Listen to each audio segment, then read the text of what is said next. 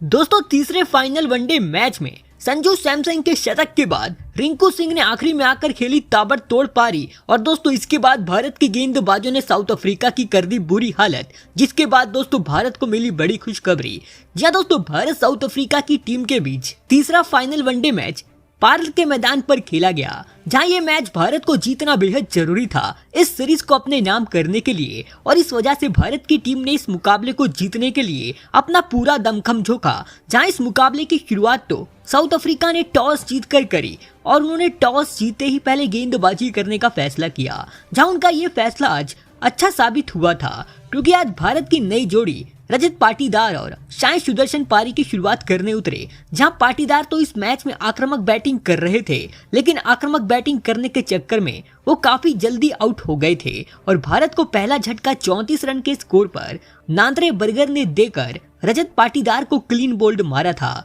और पाटीदार 22 रनों की अच्छी पारी खेलकर आउट हुए थे। तो इसके बाद दूसरी तरफ साई सुदर्शन इस मुकाबले में ज्यादा कमाल नहीं दिखा पाए। जहां साई सुदर्शन ने पिछले 2 मैचों में शानदार पारी खेली थी, लेकिन इस मैच में केवल वो 10 रन बनाकर हेंड्रिक्स की गेंद का शिकार बने थे और भारत के दोनों सलामी बल्लेबाज 49 रन के स्कोर पर पवेलियन लौट चुके थे। इसके बाद दोस्तों सारी उम्मीदें संजू सैमसन पर टिकी थी और कप्तान केएल राहुल पर, लेकिन दोस्तों केएल राहुल आज के मैच में अपनी पारी को ज्यादा लंबा नहीं कर पाए। लेकिन तीसरे विकेट के लिए उन्होंने सैमसन के साथ 52 रनों की शानदार पारी खेलकर भारत का स्कोर 100 रन के पार पहुंचाया था। लेकिन 101 रन के स्कोर पर वैन मडलर ने कप्तान केएल राहुल को आउट कर दिया था और केएल राहुल 21 रन बनाकर आउट हुए। जहां इसके बाद सैमसन का साथ देने तिलक वर्मा उतरे थे, जहां तिलक वर्मा ने इस मैच में आते ही काफी ज्यादा गेंदें खाली कर दी थी और दोस्तों उन्होंने 7 रन बनाने के लिए कम से कम 40 गेंदें खेली थी। लेकिन इसी बीच सैमसन जो कि कमाल की बैटिंग कर रहे थे और दोस्तों सैमसन ने इस मैच में पहले अपने 50 रन पूरे करे, लेकिन तिलक वर्मा एक तरफ काफी धीमी बल्लेबाजी कर रहे थे। लेकिन जब तिलक वर्मा ने इस मैच में एक शानदार छक्का जड़ा तो फिर इसके बाद उन्होंने इस मैच में जबरदस्त एक के बाद एक चौके जड़े, जिसके बाद उन्होंने इस मैच में अपना 50 रन पूरा कर डाला था और 50 रन पूरे करने के बाद वो अपनी पारी को और तेज गति से आगे बढ़ाने की कोशिश कर रहे थे। और इसी वजह से 217 रन के स्कोर पर भारत को चौथा झटका केशव महाराज ने देकर तिलक वर्मा को आउट कर दिया और दोस्तों तिलक वर्मा 52 रन बनाकर आउट हुए थे और सैमसन के साथ चौथे विकेट के लिए 116 रनों की शानदार पारी खेलकर आउट हुए थे। जहां उनके आउट होने के बाद इस मुकाबले में रिंकू सिंह बल्लेबाजी करने उतरे और दोस्तों रिंकू सिंह ने इस मैच में आते ही अपने बल्ले से एक शानदार चौका छक्का जड़ दिया था। लेकिन दोस्तों एक तरफ सैमसन काफी कमाल की बैटिंग कर रहे थे और अपने वनडे करियर का पहला शतक जड़ने वाले थे और इसके बाद सैमसन ने कमाल का प्रदर्शन करते हुए केवल 110 गेंदों का सामना करने के बाद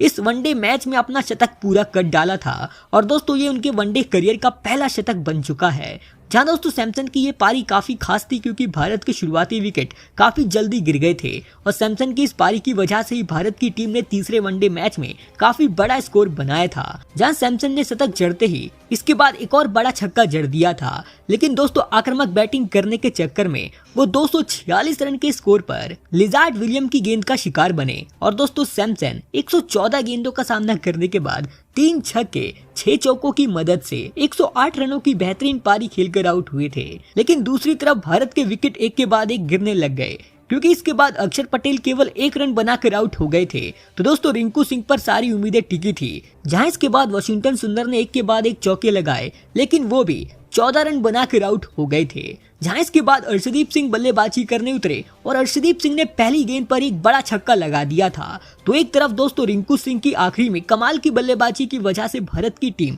एक सम्मानजनक स्कोर तक पहुंच पाई। हालांकि रिंकू सिंह भी आखिरी ओवर में नांद्रे बर्गर की गेंद पर 38 रन बनाकर आउट हो गए थे, लेकिन रिंकू सिंह ने 38 रन केवल 27 गेंदों में बनाए थे और उनकी इस पारी में 2 छक्के 3 चौके भी शामिल थे और अर्शदीप 7 रन बनाकर नॉट आउट रहे। इस तरह भारत की टीम ने पूरे 50 ओवर खेलकर 8 विकेट के नुकसान पर 296 रन बनाए थे। तो इस मैच में साउथ अफ्रीका की तरफ से भी बेरन हेंड्रिक्स को 3 विकेट हाथ लगी थी, तो नांद्रे बर्गर ने 2 विकेट चटकाए थे, तो लिजार्ड विलियम, वैन मडलर और केशव महाराज ने 1-1 विकेट चटकाया। अब दोस्तों भारत को ये मैच जीतना था तो फिर साउथ अफ्रीका को 296 रन के अंदर रोकना था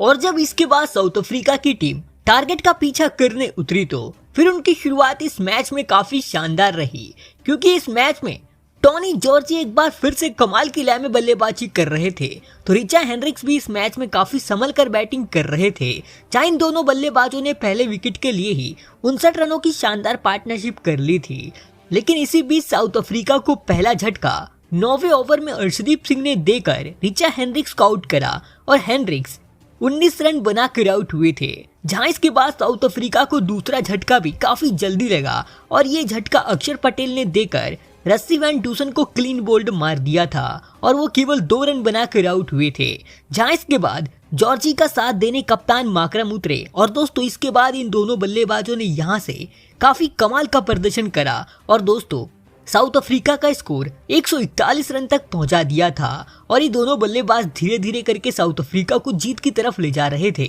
और भारत के हाथ से ये मुकाबला फिसलता जा रहा था। लेकिन इसी बीच 141 रन के स्कोर पर वाशिंगटन सुंदर ने भारत को तीसरी सफलता दिलवाते हुए कप्तान माकरम को आउट कर दिया और माकरम 36 रन बनाकर आउट हुए थे। लेकिन तब तक टोनी डी जॉर्जी ने अपना अर्धशतक पूरा कर डाला था और वो अपने शतक की ओर आगे बढ़ते जा रहे थे। लेकिन इसी बीच 161 रन के स्कोर पर अर्शदीप सिंह ने कमाल की गेंदबाजी करते हुए टोनी जॉर्जी को आउट कर दिया और जॉर्जी 81 रनों की शानदार पारी खेलकर आउट हुए। जहां उनके आउट होने के बाद इस मैच में भारत की टीम ने जबरदस्त वापसी करी और दोस्तों 174 रन के स्कोर पर अफ्रीका को 5वां झटका आवेश खान ने देकर क्लासन को आउट कर दिया और क्लासन 21 रन बनाकर आउट हुए थे। तो इसके बाद अगले ही ओवर में वाशिंगटन सुंदर ने विन मल्टर को आउट कर दिया था और वो 1 रन बनाकर आउट हुए थे और इस मैच में भारत की पकड़ पूरी तरह मजबूत होती जा रही थी। लेकिन एक तरफ इस मैच में डेविड मिलर जब तक थे तब तक